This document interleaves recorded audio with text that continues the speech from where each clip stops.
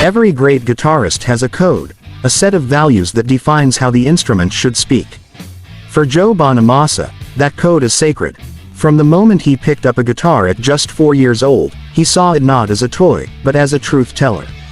To him, a guitar is more than wood, strings, and sound. It's emotion in motion, a way to confess rather than impress. Over the years, Bonamassa has earned a reputation not just as one of the modern blues greats, but also as one of its fiercest purists. He's played with legends, studied the masters, and absorbed the spirit of those who shaped the genre, B.B. King, Albert Collins, and Eric Johnson. But that deep respect also forged sharp opinions. Because in a world of flash, speed, and fame, Bonamassa believes too many guitarists lost their soul. And when Joe feels someone has betrayed the essence of the instrument, he doesn't stay silent. So today, we dive into the 6 famous guitarists Joe Bonamassa has publicly admitted he couldn't stand, and the surprising philosophies behind his dislike. Number 1. Eddie Van Halen, the firework genius who lost the blues.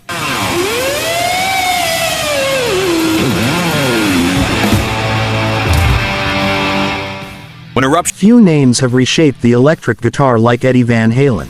When Eruption burst onto the scene in 1978, it was like lightning caught on tape, fast, wild, untamed. Eddie's techniques, from two-handed tapping to whammy dives, set a new standard. Suddenly, every teenager wanted to sound like him. But for Joe Bonamassa, that revolution came at a cost. He once said, "After Eddie, the guitar became a sport. Points for speed, no points for soul." To Joe, Eddie was a genius, but his influence created a generation of imitators who forgot that space, silence, and subtlety mattered just as much as skill. Bonamassa respected Van Halen's originality, but he grieved what came after, a culture of competition instead of communication. He often said that after Eddie, we lost the bends, the moans, the moments that made a note breathe. To Joe, the blues was the guitar's heartbeat, and too many players traded that heart for horsepower. A critic once observed, "Van Halen gave us the future, but at the cost of the past."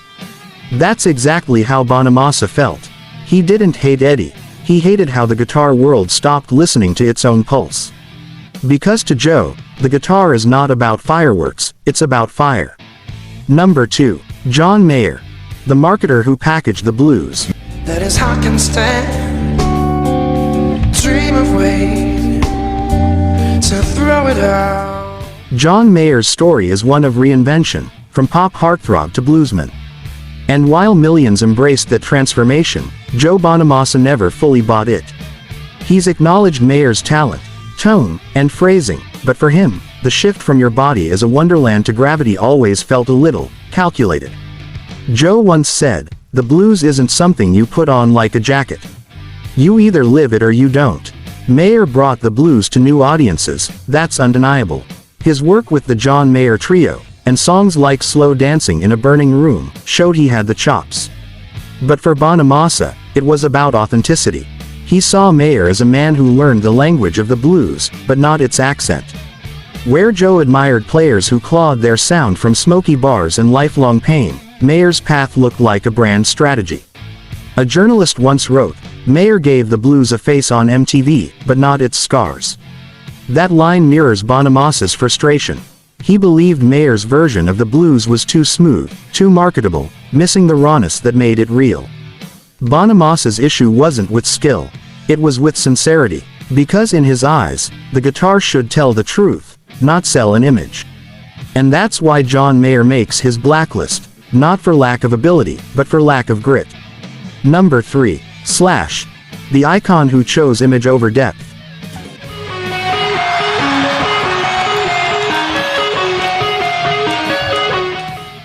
When you think of Slash, you picture the hat, the shades, the cigarette, and that unmistakable Les Paul.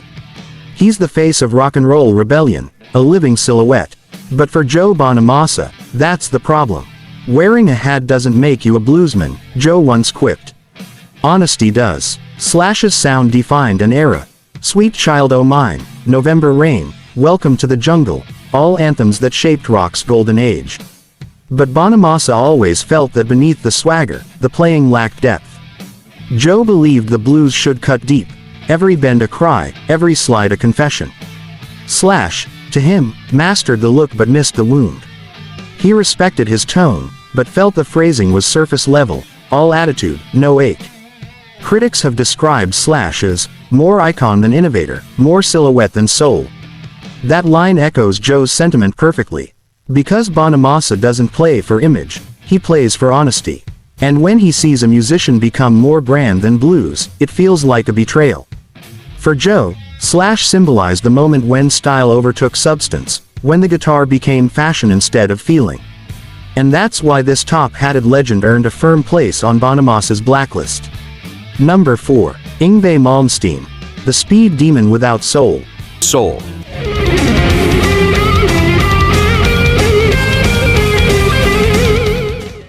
If guitarists were warriors, Yngwie Malmsteen would be the fastest swordsman alive. His neoclassical shredding, lightning-fast scales and arpeggios, made him a legend of technical mastery. But for Joe Bonamassa, that precision came at the cost of emotion. Speed without taste, Joe once said, is just noise. Malmsteen's tracks like Black Star and Far Beyond the Sun became anthems for virtuosity. Yet to Bonamassa, they lacked storytelling, no breath, no heartbreak, no pause between the storm. He often compared Yngwie's playing to fireworks, spectacular but fleeting. You're amazed in the moment, but when it's over, there's no afterglow, no emotional residue. Joe admired players who could make a single note ache, like B.B. King or Albert Collins. In his world, a great solo isn't a sprint, it's a confession. And while Joe never denied Yngwie's influence, he refused to equate speed with substance. For him, true mastery lies in restraint, knowing when not to play. And that's why Yngwie Malmsteen, the shred god himself, sits firmly on Bonamassa's list of least admired guitarists. Number 5. Kirk Hammett, the metal hero without precision.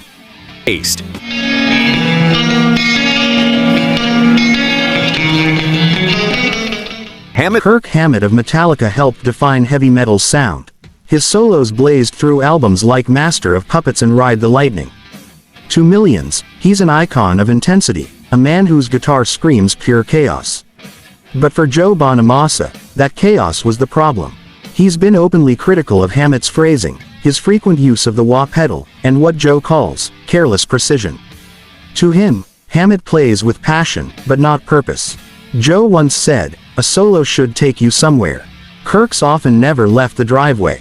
Where Bonamassa builds his phrases like a story, Hammett's seem to Joe like bursts of energy without direction. Still, Joe doesn't dismiss Kirk's influence. He understands that Metallica reshaped rock's identity, raw, loud, powerful. But when it comes to craftsmanship, Joe felt that Hammett's playing lacked refinement, relying too heavily on emotion without architecture. Critics have echoed that sentiment. One wrote, Hammett plays with the heart of a teenager who never learned to slow down. Bonamassa agreed, not to insult, but to remind players that even the wildest solos need intention. And that's why Kirk Hammett remains on Joe's blacklist, a symbol of energy unrefined. Number 6. Jimi Hendrix, the monument that cast too long a shadow.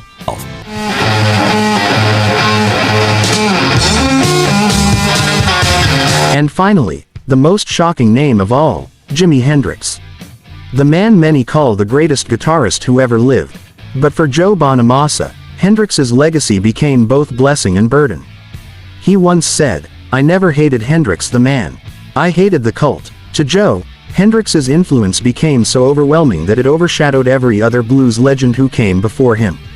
Every kid was told to learn Voodoo Child and Purple Haze, but few were told to listen to Albert Collins or Guitar Slim.